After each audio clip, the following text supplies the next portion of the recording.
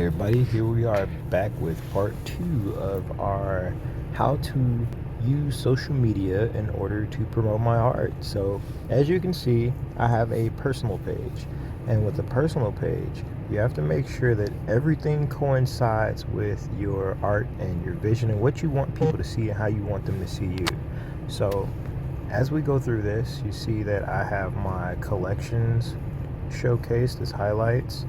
I also have everything on my page has to do with art, The links to my Snapchat, my YouTube, my website, my Instagram, even the friends, they don't have anything to do with art, but they should.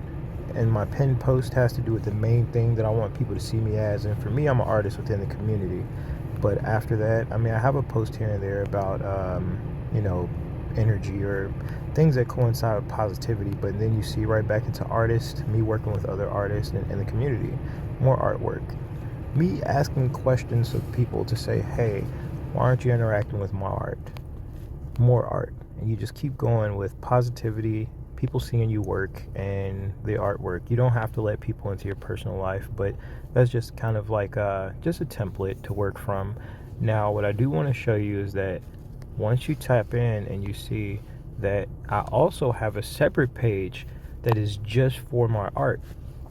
And as you can see, this page, this business page, I have an inbox. That's really important with Facebook because the last thing you want to do is get all of your personal messages mixed up with your business messages. So it's really easy as an artist to get lost within the inbox because you can have so many people that are talking to you about personal stuff, and you get lost between the people that actually just want to buy your artwork. So as you see, having that separate inbox really helps because you're able to keep track of your orders and people that want to support you, but you also get to see the demographics and the way that everyone interacts with your page.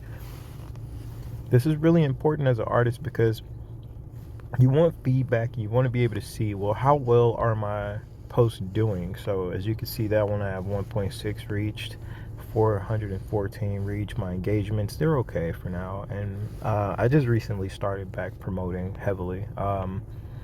So there you have it. That's how to keep it separated. And once you get to that point, the next thing you want to do after you built up a following on both is pay to promote your art. You have to pay to promote through the ads.